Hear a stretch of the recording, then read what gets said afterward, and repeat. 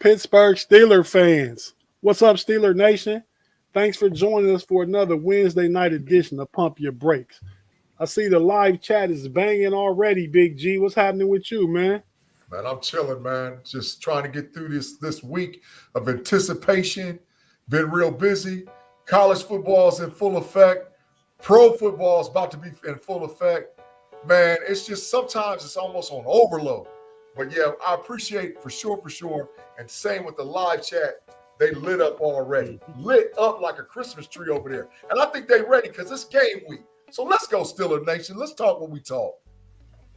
Game week. I like the first comment from Brian Brown. I think he's making reference to our bus cover for the show this week. Yeah, for sure. We all getting on the school bus like Jerome Bettis, but big triple OG homie Shannon White. What's up with you, man? Hey, I love that new bus graphic for lots of reasons. I mean, it does remind me of Jerome, and school's back in session, and school's back in session for the Steelers, and the NFL's back, baby. And I am so excited about Sunday, and I don't care who's playing. I just want the Steelers to take care of business. I'm with you, man. You guys know the best thing about the school bus? What's that, Tate? That is gold and black. Hey, Tate, I got to tell Shannon what we used to call Jerome Bettis back when we was young, man. We didn't call him Bettis, Shannon. I mean, you can't say when we was young. We actually Jerome Bettis' age. He might be a year older than us. When we was young, when we was younger pups. Yeah. We didn't call Jerome Bettis. We didn't even call him the bus. We call him Wheels. We used to say Wheels is out there just killing them right now, man. Yeah, I remember you definitely used to say that. I mean, Wheels, baby. I could have had one too many beers one game and said it with you, but that really wasn't my thing. Just like we talked about the Browns, you called Nick Chubb chubby. That's not my thing either. Yeah. That's all, G, for sure. But yeah, guys, so we came in with the breaking news. Joey Bosa has signed. Yeah, that's a beast, man.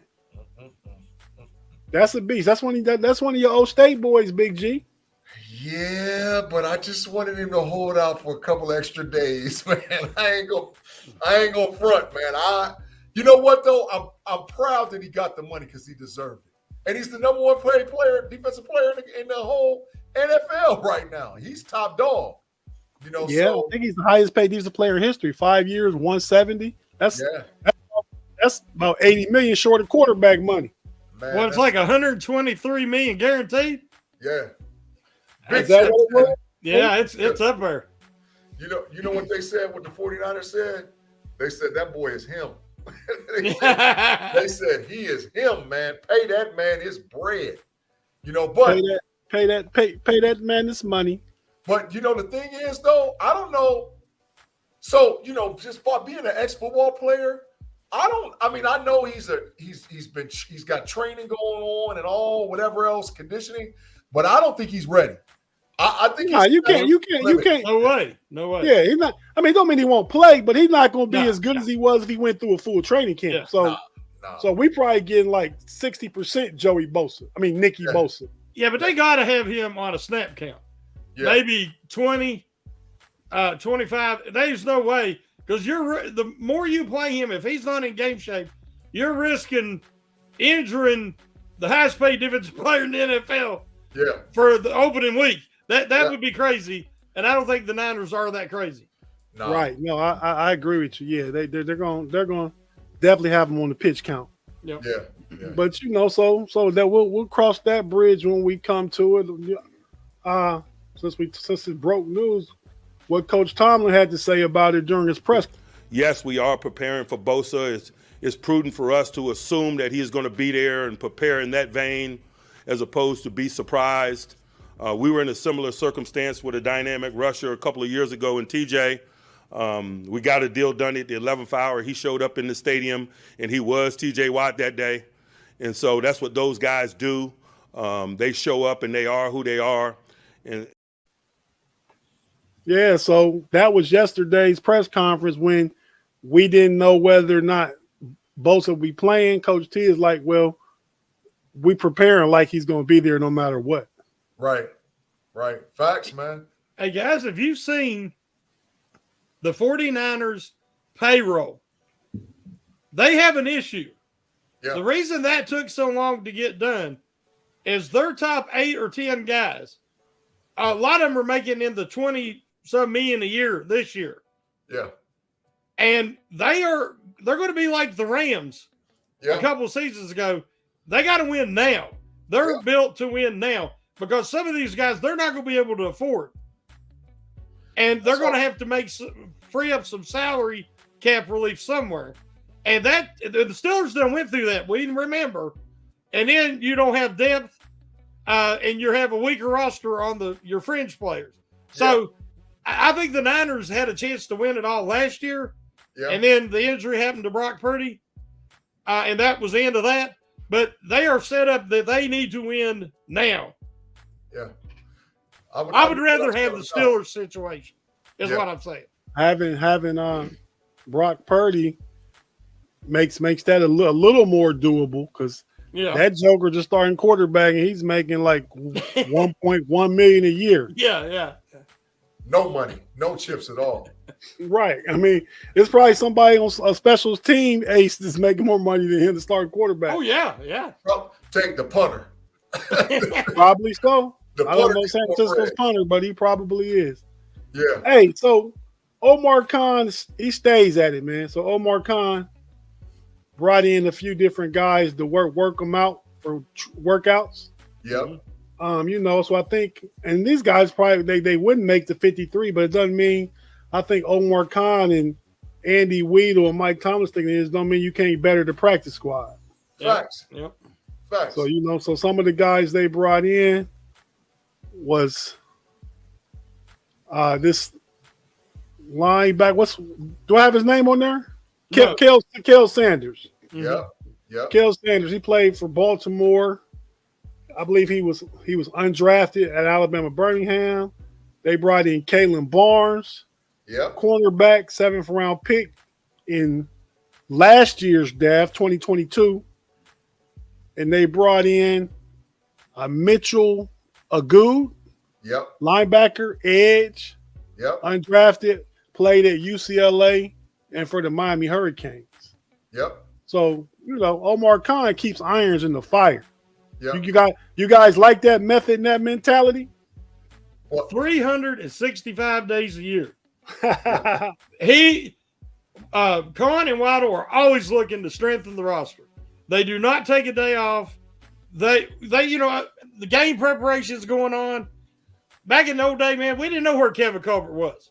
Fact. I guarantee you he wasn't working out a lot of guys. When the practice squad was just full and the 53 was just decided. But here they are bringing in 4 guys. They don't have an injury and they don't have a need. But that shows guys who are committed and understand that their job is a year-round endeavor, and it's refreshing to me. I mean, because that's how you're going to build a championship roster. Yeah. Right. Shannon, just to piggyback a little bit off what you're saying, the issue is this. The better look you get from your practice squad is the better you're going to be prepared for the upcoming game. If you notice, those players look similar body types and structures to 49ers players that they currently have on their roster. They almost can mix and match some of those guys with current guys on the 49ers roster. So you give the first team a heck of a look. That gives them a lot to be prepared for and look out for. So I think that the practice squad this particular season more than ever is going to be critical for teams to be prepared because you just don't get the practice reps like how you used to. And they're definitely not going to go body on body to take any chance to get an injury. So you got to have looks, and you need players that look like, might not have the same skill set or speed, but they look like the guys that you're preparing for. So those guys look like 49ers players. So once again, chess move by Omar Khan. That boy out there playing chess. He said, skip them checkers, dog. We playing straight chess. Right. I don't disagree. Hey, so I didn't get the memo. Look like both y'all got your Pittsburgh gear on. Yeah. Here I am again I got a superhero, got a Superman shirt on. Now, grab the jersey in the back, bro. You good? Yeah. last week Shannon had on Incredible Hulk, right? Yep. Yeah, yeah. And you had on Spider-Man? Yep. And what I have on? Pittsburgh. No. Who? We all had on superhero shirts. You don't remember Oh superhero yeah, shirts? yeah. We did. It was Superhero Wednesday last week. Yeah. But you don't remember who I had on? Nope. You, Shannon? I don't remember either. See, I told y'all, Hulk, Spider-Man. Y'all don't remember me. But you know what? I'm gonna help you out. Team captain. Yeah, there you go. Captain America. Yep. That's what I had on last week. Yep. But so the Steelers picked the team captains on Monday. Kenny Pickett's the captain of the offense. Miles Killebrew the captain of the special teams. And TJ, Trent Jordan Watt, and Cameron Hayward are the captains of the defense. So what do we think about this? Why only one offensive captain, you think, this year? To show that Kenny Pickett is in clear command of the offense. There ain't no ifs, ands, buts about it. And that was strategic because I'm not saying he needs confidence, but what I'm saying is that this shows that the team is 150% behind him. Let me ask you a question. Mm-hmm. Your senior year, my junior year, high school, who was the team captain? Brian Boyd, Lamondo Watts, Mike Jackson, and Todd Fish. So 2 on defense, 2 on offense. So why 2 on offense? That's what I'm asking. How come not 2 on offense? Well, the year before, my junior year, your sophomore year was 3-1. It was three defensive captains, 1 offensive captain. So, it just depends on the makeup of the team. This team definitely is showing that, it's defensive heavy. And, there's no way Cam couldn't be a captain anyway, and what? But offensively, man, it's no doubt. The guy is KP. And we're going to ride with KP all the way into the sunset with this. And the rest of the guys rally around him, man. Really, while you playing, that shows that, hey, look, that's our dude. You know how Terrell Owens was crying? That's my quarterback. Don't say nothing bad about my quarterback. That's what's going to be happening with these Pittsburgh Steelers this year. That's my quarterback, bro. You can't hurt him. You can't do nothing to him. So I like it. I dig it for real. Yeah, they like Kenny. Shannon, you got any thoughts about the captain? Oh, yeah. Yeah, I got a lot of thoughts. Last year, they had to use Mitch Trubisky because they had no quarterback with experience that anybody respected on the roster. Yep. So they had to go with Mitch Trubisky, and then they went with Najee Harris because he at least had 1 season under his belt, and he was a hard worker, and his teammates respected him. That was such a young team, and they just didn't have a lot of options. Yep. And this year, Kenny Pickett started that offseason out with his throwing program with all them receivers. He has an office of his own at the facilities because he puts in so much game film, watches game film, and so much time there. Yep. He is the unquestioned leader. This has nothing to do with Najee Harris. It doesn't mean they're disappointed in him. It doesn't mean that there's a competition between him and Warren. I've heard all this nonsense. This is all about the respect that Kenny Pickett has earned. And in any number one, if you got a quarterback that you believe can be your franchise quarterback, he is almost always your captain on offense. And that's what Kenny Pickett, they're believing he can be, and they're showing faith in him by making him a team captain. They seen how he handled adversity last year. They seen his clutch ability, and they seen his leadership ability. What else do you want in a team captain? Facts, Shannon. Right, G. Aquatic Life asking you to shed a tear for your quarterback, man. I will. He's going to bring me to those type of emotions this year, man. In one way or another. In one way, I'm just going to be hostile because something crazy happened, or I'm just going to be so proud of him. I'm just going to shed a tear, man. Yeah. I'm going to shed a tear and be like, that's my dude, man. That's KP8. And listen, Steeler fans, if you're a Steeler fan right now, and you're not totally just excited about Kenny Pickett, man, I question whether or not you're a Steeler fan. I really do, man, because this is what we've been waiting for a minute. It's time for this dude to go. I remember all the excitement was around Roethlisberger when he was a baby, and when everybody knew, oh, he's ready. We know Kenny Pickett is ready. So we need to have the same enthusiasm like we have for Big Ben for KP8, man. I don't understand why people don't. Difference being, Big Ben, the year before he came into his second year starting, he played some games. He was 15-1. Facts. Yeah, but look at the team he had around him. Yeah, I'm just saying I'm saying the excitement though. So Yeah. you come off a 15-1 AFC Championship season. Yeah. Then I'm just saying that the hype would obviously be more to me. Yeah. Not that we shouldn't be excited and hyped right now. Yeah. So, we already play the 49ers. And there's always questions about the 49ers quarterback situation, but we know Brock Purdy's playing, right? Yep. True. So is there anything to this Mr. Irrelevant versus QB1 from the 2022 draft? Yeah, because what's to it is that I believe the quarterback that plays the best, the team's going to win. Because I think all other positions is a wash. Running backs is equal. Wide receivers is equal. Defense is equal. Special teams is equal. So it's going to come down to who quarterback plays the best. And I look for KPA to outplay Brock Purdy. And I do say we got another advantage too. Our second advantage, we got a better coach than Kyle Shannon. The Steelers got a better coach. Mike Tomlin is a better coach than Kyle Shanahan. I'm telling you, and he's going to prove it on Sunday. He's a better coach. So, but it's about the quarterback. You mute, Tate.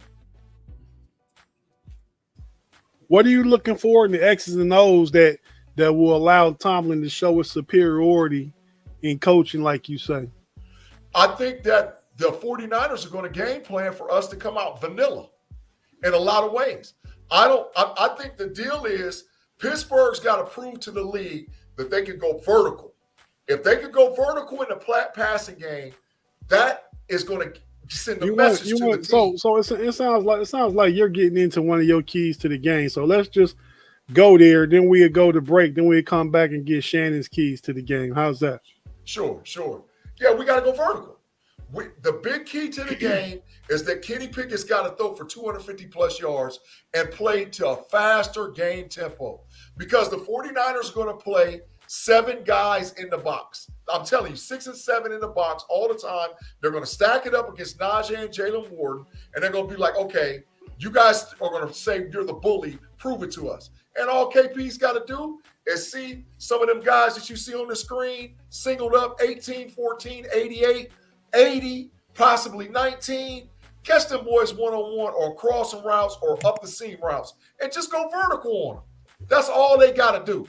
Once they hit San Francisco, because I'm telling you right now, San Francisco ain't prepared for that. And, oh, by the way, San Francisco's weakness is their defensive backs. That's where you hit them at. I agree with you there because I hear about the entire defense, the front, the linebackers, the safety. I don't hear about them corners, though. Nope. So go vertical. Just go for once you go vertical, they should have at least 5 to 7 either seam routes or outside vertical shots throughout the game.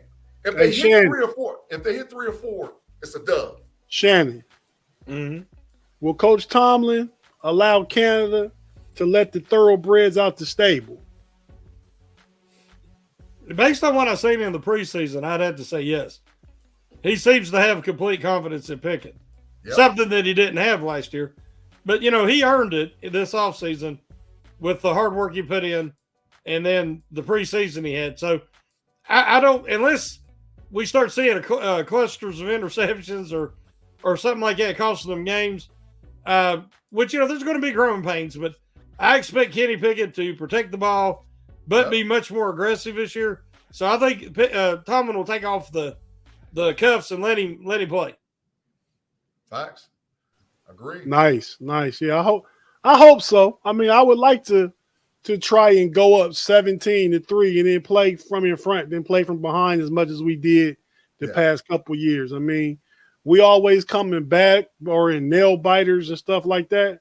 Let's just breeze to a win. Let's throw 21 on the team in the first half and go into halftime up 21-3. And then let that defense loose. Man, it sound like a game. And that running game too, all at the same time, right? Yep. Yeah. So Big G, I like your key to the game, man. So you saying the passing game is what's going to open up the run game? Yep. Because San Francisco, I'm telling you, they're going to play 6 in the box. 7 in the box, as much as they can get away with in the box. That's why, even though I love Pittsburgh's 12 personnel, I want to see them in 11 this game. Come out in 11 and put the fear of God in them. And then when you go 12, for our move, Washington in the slots and straight up the seams. Put the fear of God in them. So then that way they back up. Because the issue is they're going to press Najee. I'm telling you right now, they're going to press him. Now, Najee's a grown man. He ain't just going to take it to be taking it. He's going to try to hit that hole hard as he can. Jalen Warden, too. But go vertical on their behind. All you got to, I'm telling you, San Francisco is one of them teams that they're a front-running team. If you hit them in the mouth a couple of times, they don't know what to do. So come out and punch them in their mouth. Dead in their mouth right off the bat. And then now what, bully? Since you think you're a tough guy, now what? I agree with Reginald Rivers here. He said keep the penalties down. I think that'll be a focus for the whole season because the offensive line had way too many penalties last year. Facts. And I think with the change in offensive line, the upgrade and another year continuity for those guys that have been there, because really the only change is Siamalu in for Dotson. Facts. So and Siamalu's a great veteran. So I mean it should be some continuity there. Yeah. But so if you watching on YouTube, we about to take a quick break. If you're listening on audio, you're gonna hear a couple ads. We need to pay a couple bills right here. When we get back, we're gonna get to Shannon's keys to the game Sunday. So like I said, if you're watching, we'll be right back after this.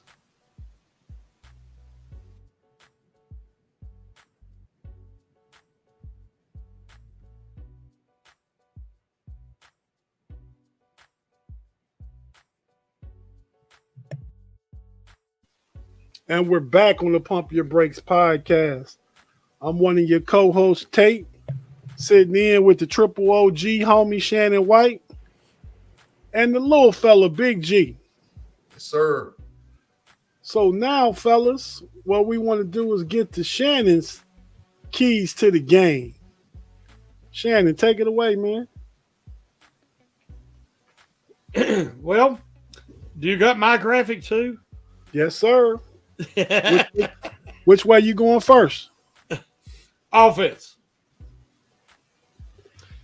As you see, I think the key is going to be the Steelers' new offensive line against the Niners' front seven, not just their defensive line.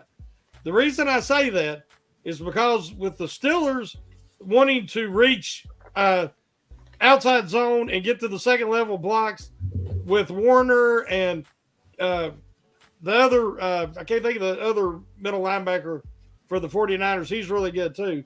Greenlaw. Yes. You're going to need Daniels and Samalu to be able to come off their combo blocks and reach that second level. If they do, we see what the Steelers are capable of. Samalu is such a huge upgrade because last year there was so many procedural penalties on Dotson. He was illegal man downfield so many times. He totally whiffed on blocks and on assignments. Samalu is the ultimate consummate professional. Those days are over. But what people's not realizing is Dan Moore took such a huge leap this offseason that he not only held off Broderick Jones, but now Broderick Jones can be that sixth lineman when they go heavy. Yeah. And think about this. Not only do you put Washington on that line too. Because Washington is like a powerful tackle who can run and kill you. Yeah. So if the Steelers can get leads this year, they could go and power run and punish teams. And then use a guy like Washington, use a guy like Hayward, the backs out of it, and then burn them over the top. But to me, for this week, the Steelers have got to control that defensive front seven because, as Big G said, the secondary does not scare anybody. But we know that front seven is excellent. And we got Hargrave in there. But I feel comfortable, guys, because they got Cole and his bookends is Samalu and Daniels. That's the best interior the Steelers have had in forever. So I believe the Steelers team on offense matches up well with the Niners defensive front seven. Yeah. Agreed, Shannon. Agreed, man, without a shadow of a doubt. Could be a huge key for this week's game, without a shadow of a doubt. I don't disagree with anything that Shannon had to say. I think that is a key to the game. And your other key, Shannon, is the same thing, just the opposite side of the ball, right? Yep. Well, that was Big G's key. That was Big G. There I am. When my brother Tate showed me this yesterday, that number 55 right there was Devin Bush. And I said, brother, how could you ever associate my name and my likeness with Devin Bush? And he quickly changed it to my boy Cole Holcomb. So I'm very pleased with that. And I appreciate everything Tate does for me. Yeah. But I think that this defense, we're showing Montravius Adams in the middle. But I think the key to this season and the Steelers' run defense and the ability to collapse the pocket is Kanao Benton. Yeah. And I believe that Benton will eventually be the starter. He's going to pull more minutes. And I think we'll see Armon Watts working in there because he's also a very good pass rusher. Now, he don't always get sacks, but he gets a lot of pressures. And when you got all the talented pass rushers the Steelers have, if your defensive lineman can flush those guys, those quarterbacks, and make them move around in that pocket, you're going to get a lot of sacks, fellas. So I think that the Niners have got an excellent defensive line, but when you got to block the two outside edge guys for the Steelers, and you got Cam Hayward, and you got all these other talent, and finally physical inside linebackers, I think the Steelers can stop the run and make the Niners pass. And now they're going to have them. They run a ton of slants and stuff across the middle with McCaffrey and Samuels and Kittle. But now they got some linebackers in there that's going to punish some guys. So it ain't going to be like I'm just running free, had like a day at the park. They're going to stick some guys, and it's going to be a painful process, and I expect to force turnover or two. Ooh. Hey, so I got a question to ask both you guys, man. Kyle Shanahan, just in my evaluation of him as a coach, he's sort of predictable because what he does is he sets up the run play action and run those little cross with Debo, run little cross routes, and then run play action, roll the quarterback left and right. If you go back and look, typically the 49ers struggle with defenses that are real fast. So do you think that the Steelers have an advantage because they're a super fast, super athletic defense? And that either one of y'all can answer that because I think they do. But I just want to see what your reaction is. Yeah, Kevin, do you want to answer or you want me to? Yeah, go ahead, Shannon. In my opinion, as you say, the Niners, they just punish slow defenses. Yeah. Like if they like last year, in years past, like say the Vikings defense last year. Yeah. Or but now when they play a team like the Cowboys that had the speed, it wasn't guys running wide open. Right. And I agree with you. I think that speed factor definitely limits the effectiveness of their offense. They also had a real tough game against Denver last year. Denver beat them. Yeah. And Denver didn't win many games. Yeah. So they had a fast defense. Right. Yeah. Right. Yeah, I think for sure that's going to be a factor. I think speed, I agree with Shane. I think speed can neutralize the 49ers offense somewhat because, you putting, it's like strength on strength, iron on iron. You putting speed on speed. Yeah. You know what I mean? So they try and run these different routes and different plays for Christian McCaffrey and George Kittle and, get Brandon Ayuk with a bubble screen and, have Debo all over the place.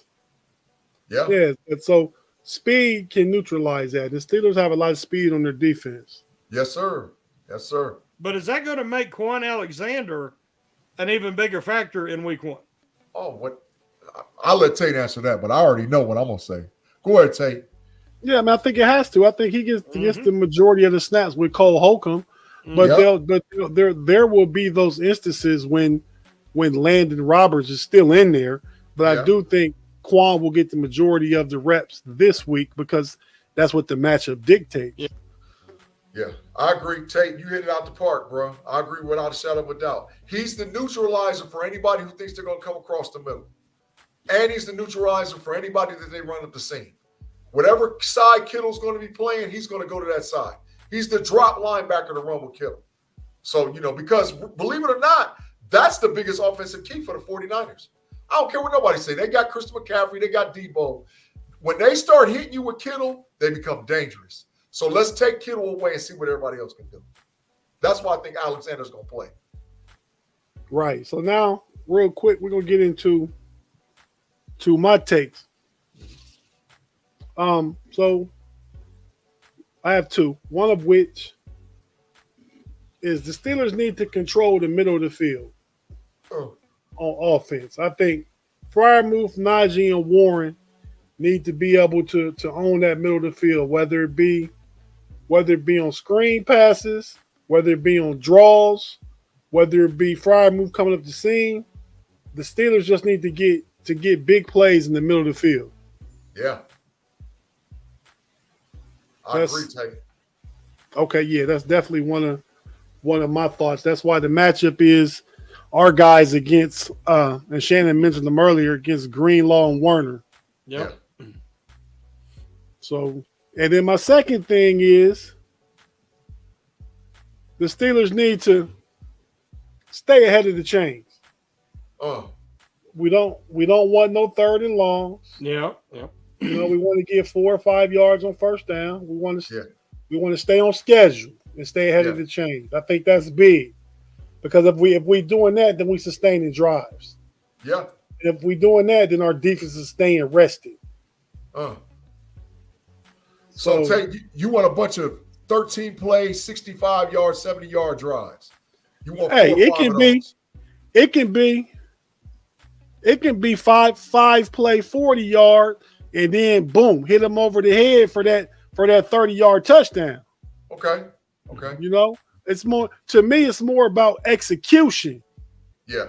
If you execute, you're gonna move the chains. Facts. Execution and balance. Yeah. That's what they got to have this year, and I think they got the talent to do that. But last year they were so one-dimensional, and they could not score. They could possess the ball, they just couldn't score. Now, I think they have the talent to improve their execution and have offensive balance. And, what else is there? Right. Yeah, I certainly agree. Agree. So, tomorrow, this time, I'm sure all of us, I bet all of us three anyway. Yeah. We'll be watching the football game tomorrow. Oh, yeah. Glued to the TV set. Glued. Who opens up tomorrow? Kansas City, Lions Detroit. Kansas City. Yep. Let's talk about it. The first game tomorrow, Detroit versus Kansas City in Burrowhead. Yeah. That's what they call it. Yeah, Burrowhead. They call it Burrowhead, man. That's Joe Burrow house. But I mean, what do you guys think? Does Detroit have a chance? Like, Detroit is this new vogue team. That's why they're on the opening kickoff Thursday. I mean, what do you guys think about this matchup, this game? Rumor is Travis Kelce's game kind of decision. Yeah. Chris Jones is still holding out. Yeah. So Chris Jones holding out. Travis Kelce may not play. I mean, so that's two of their three best players right there, right? Yep. So what are we thinking? Lions with the dub, 3-1-3 in the house, bro. It's really that simple. You don't have your best offensive weapon outside of Patty Mahomes. You don't have your best defensive player, who is Chris Jones. You're going to lose. The Lions going to be hyped up. They got a fast twitch offense. It's a new look offense. They got one heck of a defense. And Patty Mahomes better look out because that Anthony Richardson kid or Adrian Richardson, defensive end out of Michigan, is a monster. So Hutchinson, not Richardson. Hutchinson. Yeah, he's a monster. So I'm picking the Lions. That's my early thoughts. I think Detroit gonna beat them. I would love to see Detroit win just to get Kansas City. Any AFC team playing an NFC team, I'm rooting for the NFC because the AFC gonna be that tight this year. Except for us. We got to get the NFC. Of course, us. I'm talking about everybody else. Hello, McFly. So Shannon, what's your thoughts on the opening kickoff night game tomorrow night? Well, for years now, and the Kansas City Chiefs proved it last year, as long as they have Mahomes and Andy Reid and Travis Kelce, they got a dominant trio. Well, when they had Tyreek Hill, they were a big play, splash play, explosive offense. Last year, they wasn't. People didn't pay attention. They did not have anywhere near the explosive big plays that they had in the past. But Mahomes just pulls a rabbit out of his hat. The guy's the best quarterback in the NFL. There's no discussion. There's nobody else that's close. Facts. But the most dominant connection is Mahomes to Kelce. They don't got that anymore. Yep. At least for this week, because if it's a hyperextended, and they kept saying, well, they think that his ACL's attacked. That means it's a severe hyperextended. Facts. So you're not going to play him for a few weeks and make sure he's ready. And if you look at their wide receiver core, I like Sky Moore a lot.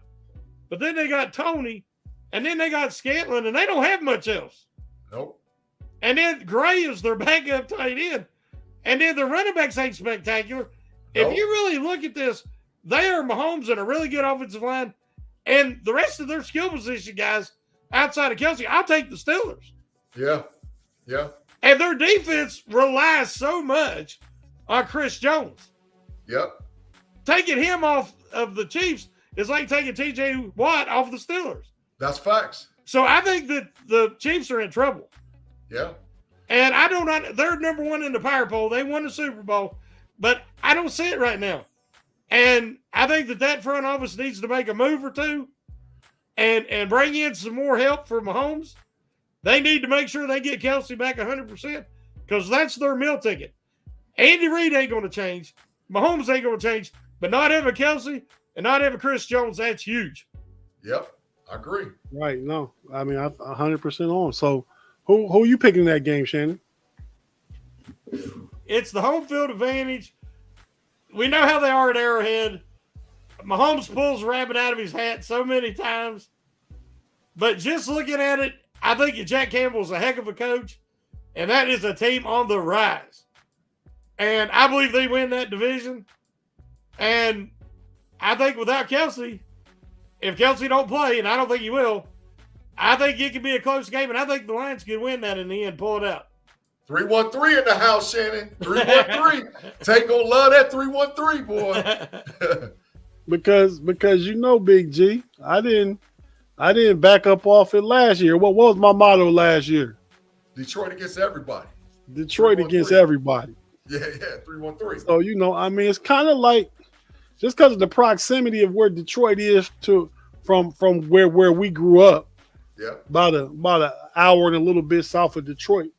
I kind of would root for the Lions. That wasn't like my team. The Steelers is my team. Yeah. And I kind of rooted for the Eagles because my brother was an Eagles fan. So yeah. But I like the Lions. I'll be rooting for them tomorrow. I'll be rooting for them most time this season. Now I'm kind of torn. Go ahead, Shannon.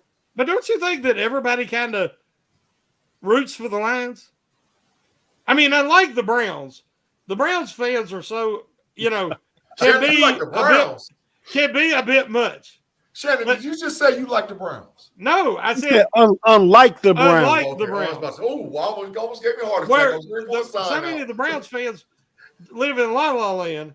Yeah. Lions fans are long suffering, but they still root for them, and they still care. They show up. Yeah. Even if they got a bag on their head. And, and all them Thanksgiving slaughters, that we're all trying to eat our meal and we lose our appetite watching the Lions. Now, I think I said Jack Campbell earlier because I loved Jack Campbell when the Lions picked him in the first round. Yeah. But it's Dan Campbell is their excellent coach, and Jack Campbell's their excellent linebacker. But correct. I think everybody kind of roots for the Lions. Two teams that you don't see a lot of hate for is the Detroit Lions and the Indianapolis Colts because there just isn't a lot to hate. Yeah. Don't have a lot of history. But I could hate Indianapolis just because of their owner, though. Yeah. First thing. that Irsay can make them unlikable. But I agree with you about Detroit. Detroit it could be viewed as a lovable loser. Yeah. Yeah. Who kicked the rock? Irsay? Irsay, get to kicking. Get to kicking, man. Kick them rocks. But yeah, so yeah, I like Detroit too. I mean, I'm rooting for Detroit, so I'm not putting no money on it, so I'm going to root for Detroit. And everybody, listen to Pay or Be Dirt at your own risk. Good thing this game is tomorrow. Y'all won't hear from him till Friday. Yeah. So he can't tell you which wrong way to go. Hey, so we moved pretty good. We got a few. Well, I got a couple Steeler questions. Yeah. I want to ask you guys. I want you game predictions last. First, I want to know over or under 4.5 sacks. Over for the Steelers. 4.5. Over. Absolutely. Watt gonna get 2, Highsmith gonna get 1, and a couple other guys gonna get 1 and 1. Wow, okay. What And you there's got, 4.5? Yep. Yeah, 4.5 over under. I've been thinking 4 or 5 sacks all along, so I think the Steelers win in the end, and I do think they're going to have the lead and make the Niners throw it. So I'm going to say over. So Facts, over for you. Yep. Okay. So over under 2.5 interceptions. Under. They're not going to get 2.5. They're not going to get 2.5. I think there's going to be forced fumble. Yep. There'll be some hard tackling. Yep. Okay. Maybe one pick, but not 2.5. Okay. So maybe 1, not 2 though, because 2 is under 2.5. Yeah, no, not 2. 1. See, I think the defense is set up to turn the ball over. So, and I think if they get pressure on Purdy, you know, he won his 5 games last year, got to the playoffs, won by play calling and the schematics of Kyle Shanahan's offense. I mean, whole summer of tape on him. You got to watch at least 7 games last year. Mm-hmm. The Steelers are coming in, and the defense is built, Terrell Austin, to mix a young quarterback up. Purdy's still young in this league, just like Kenny Pickett. Yeah. So I think 2.5 might be a lot, but I think they get 2 picks. Yeah. To be honest, I'd rather have 1 pick and 10 pass knockdowns so they get frustrated. You know what I'm saying? Because I'm telling you, that's what frustrates the brake shoes off of a wide receiver. When it's him and a defensive back, and he gets his hands on it, and the DB knocks it out of his hands, they get frustrated. They like, oh, man, come on, man. And all it takes is 2-3 of those, and now you're in their head. So I like the pass deflections and breakdowns and knockdowns. I like that stuff, man, because that lets me know that the defender is in the hip pocket of the wide receiver. Nobody's running wide open. Last 2 here on offense this time. Najee Harris, 87 yards rushing, over under. Over. Maybe a couple yards over, but maybe 88, 89, but over. Because he's going to get 20. He's going to get 20 carries. So he'll get about 88, 89. Shannon? I'm going to say under. Oh. I think he'll end up in the teens and about 70-some yards, a touchdown. But I think Warren is going to, get some of them carries because he's going to hit the hole faster, and he's going to be a little more effective against this defense. Oh. Okay. I like both of them because Shannon's is right under with few less carries. Big G is a higher carry amount and getting right at the mark of 87. Yep. Okay, so Kenny Pickett, over under 230 yards, 1.5 touchdowns. Overall, day and night. Overall, Kenny Pickett going for 250 and 2 tutties. Maybe 3. But he going for 250 and 2. You can put it in the bank. Go on and put the bet. Place the bet. 250 and 2 all day and night. Okay, pay dirt. Yeah, I'm telling you. The boy about to hit him. What about you, Shannon? What you think about that one? I think that I agree with Big G. They're going to have to throw a little bit more early. to loosen up that Niners D. So I think he'll have probably in the 270, 280 range. And I think that he'll have one passing, maybe one rushing. And I think that Harris will have a rushing touchdown as well. Yeah. So over pass, under TDs. Yes. Okay. And your score prediction, Shannon? Now, it would be over if you count the rushing touchdown for Pickett. But if you're saying passing touchdown, I only think you'll have one. Okay. My score prediction, I don't know why, but 24-20 Steelers keeps popping up. So, I said the 3 touchdowns. I think they'll hit a field goal. And I think that the defense is going to really neutralize, control the game. They'll give up a late score, but 24-20. Nice. Big G. 28-20 Steelers. They hit for 4 TDs this week, man. Pickett gets 2.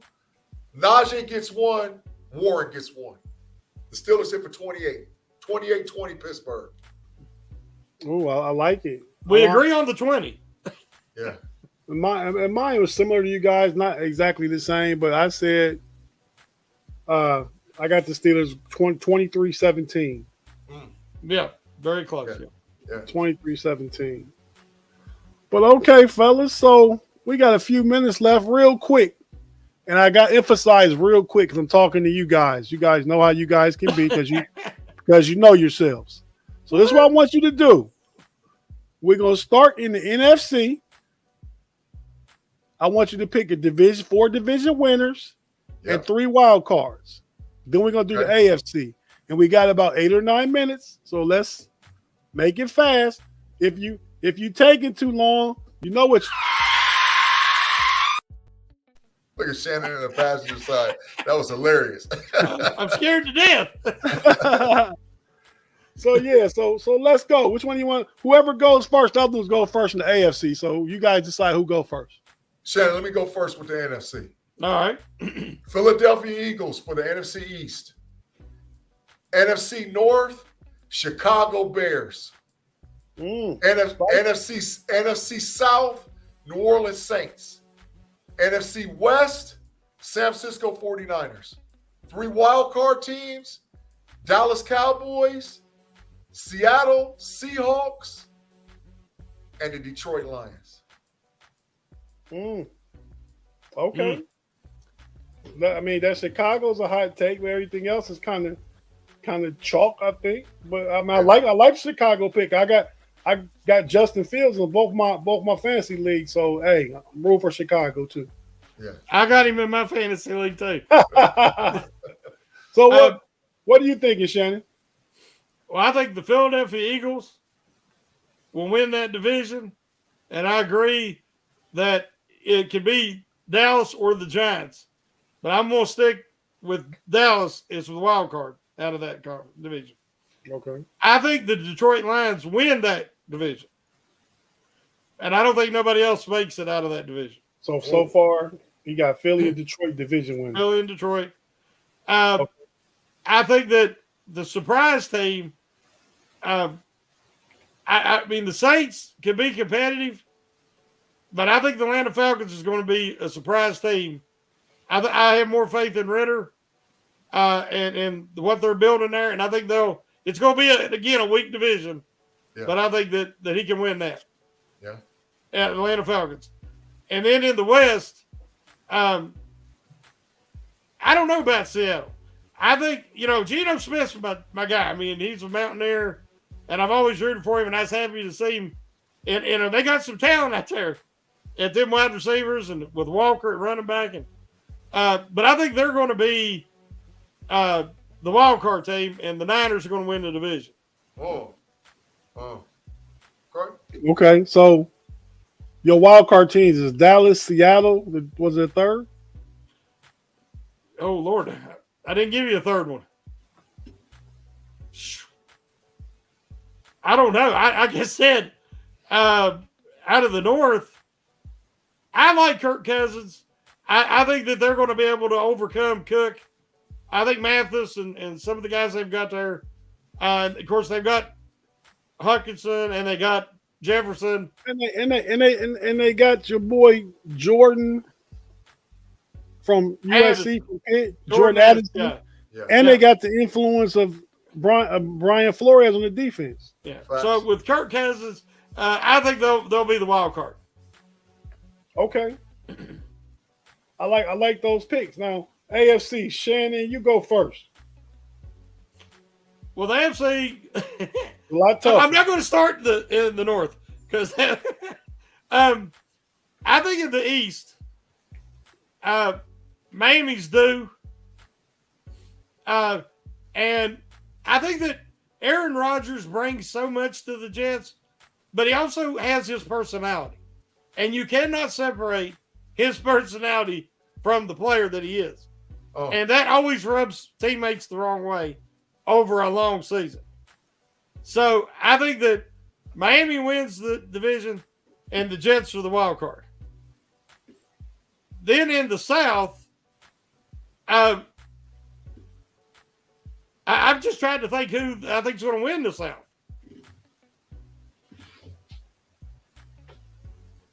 Well, let me go to the North. How about that? Because I think the North has 3 playoff teams. Oh. I really do. I think that until somebody proves me wrong and knocks them off, I think the Bengals are going to win that.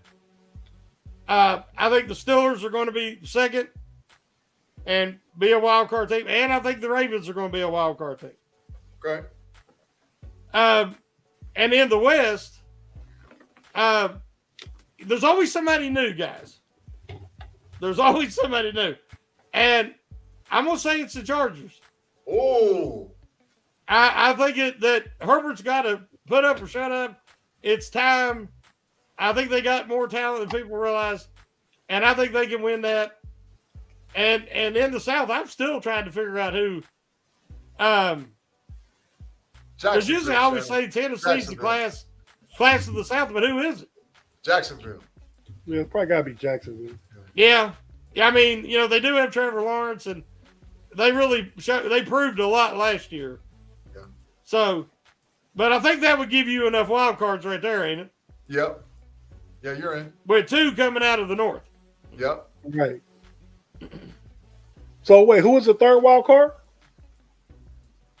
The Jets, the Steelers. Okay, the Jets, the And the Steelers, Ravens. and the Ravens. Okay. Big G, your AFC playoff maker. AFC East, the New York Football Jets is going to win the conference. The AFC, conference. They're going to the Super Bowl. No, they're going to win the AFC East. They're going to be the divisional winners. Division. You take conference. Yeah. Divisional winners. AFC South, Jacksonville Jaguars. AFC North, Cincinnati Bengals. But revisit me in 3 weeks. Both of you said the Bengals, and since the AFC North inception in 2002, no team has won 3 years in a row. That's why I said visit me in 3 weeks. Okay. Because I got the Steelers right there. I wanted to say it so bad. Yeah. But I just gotta wait. I gotta hold on just a little bit. And then the AFC West, till proven otherwise, Kansas City.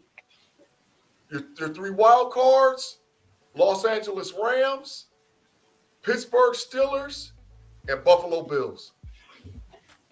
You said Los Angeles Rams, Chargers. Los Angeles Chargers. Justin Herbert in the game, man. I'm my bad. Justin Herbert in the game. But like I said, the wild cards is the Steelers. Yep. The Chargers. Yep. And the Buffalo Bills. The Bills. Yep. The Buffalo Jets. Bills. So Miami don't make it. Miami don't make it. Cleveland don't make it. Nope. Baltimore don't make it. Ooh. Nope. They ain't getting in. Lamar Jackson ain't played 17 games in 3 years, dog. Come on, man. Talk to me when he played. Yeah. I mean, make a whole lot of sense. I mean, we all know the AFC is going to be tough. Yeah. I mean, I like both you guys' picks. Hope Cincinnati don't win the division. They can make the playoffs. I don't want them to win the division be the first team to win 3 times in a row. Yeah. Because we have to hear people's mouth like B Dirt and Tim Lyons in the live chat now. Mm-hmm. We have to hear these jokers' mouth, Big G, if the Bengals take it again. But hey, so fellas, man, that's pretty much a wrap. I mean, the game is Sunday at 1:00. I mean, you guys gonna be able to watch? Oh man, without a shadow of a doubt. Oh yeah, I'm ready to roll. Fire stick ready. But it's on Fox though. It's on national television, at least in my area, because the Bengals and the Browns play each other in my area. So that's the 1:00 game on CBS. So in my area, it's gonna be on Fox. Hey, I'm getting the Steelers regardless. But I got the fire stick. I'm ready to roll. Yeah, in my area, it's the Commanders and the Cardinals. How trashy is that? Oh man, horrible game. That's terrible. Horrible game. It's this, Big G. You know what it is.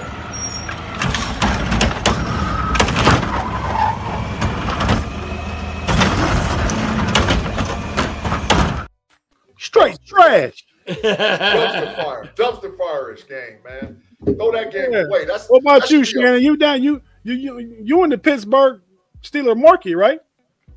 Yeah, if it's I pretty much, we're regional here, so I get all Steeler games. So I don't have to get the ticket or anything. Yeah, I'm ready to ride though, man. I ain't missing nothing. But okay, fellas. So let me just say, man, check out everything on the Steel Curtain Network. You got all the different YouTube podcasts that we do. Monday, the Hangover with Shannon and Daniel J. Tuesday, the Scobro Show. Wednesdays, the Pump Your Break podcast with the Triple OG Shannon White and Big G. Thursday will be the Heavy Hitters, Jeff Hardman, Dave Schofield, and Bad doing the preview show. And Friday night, you get me and Big G again, whether you want us or not. You get us again on the Homie Podcast. And again, listen to all the audio podcasts. The Jeff Hartman's Let's Ride. I listen to it every Monday. And that's the one I listen to most. I'm probably guilty of not listening to all the other ones. Maybe if I got time, I'm not doing nothing, I'll listen. But because of what I got to do on Monday, Wednesday, Friday mornings, I'm always listening to the Let's Ride podcast. But so, yeah, Shannon, what you got going on the rest of the week, man? And what's going on before we get out of here? I've got a stock report article that's actually kind of a preview since we didn't have an actual game to talk about. So it's more of a preview of what this season could look like. And, with all the new faces and new places. So few predictions, kind of check that out. I think it'll be running tomorrow. And again, we're growing. We're seeing the numbers go up, and we just really, really appreciate this community. Really do. I'm with you. Big G. Hey, for sure. Thanks for rocking out with us. The live chat is lit. We got over 107 in the live, but we need all you guys to hit that like button right now for sure, to get the algorithm up for the Steel Curtain Network. Hey, but check me and Tate Boy Fresh, like he set out, on Wednesday nights on Pump Your Breaks podcast with the Triple OG Shannon.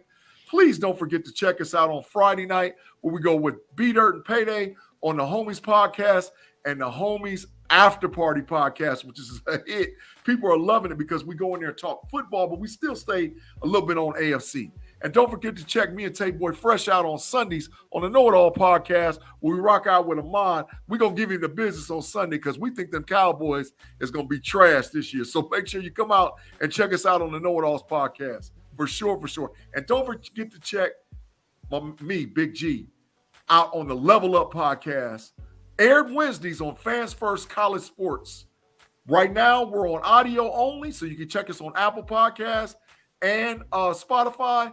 But coming to you shortly, we will have a live YouTube podcast because they're loving it already over there on the Fans First Sports Network College Football. Man, can we get some love for our basketball show? Oh yeah, man! I don't never forget about that. And don't forget you start doing college football. You got brand new. Hey, man! My passion is for college football, but yeah, I can't forget about the Cleveland Cavaliers. That's rather Cleveland Cavaliers podcast with me, Relly Hall, and my boy Tate Boy Fresh. And I heard we got a new guy coming in, man. Sweet T will be rocking out with us on the Cavaliers. That's rather Cavaliers podcast. So check us out for sure. Yeah. Okay, fellas. Well, I think that's a wrap. And if you got anything else, if not, Shannon, take us home.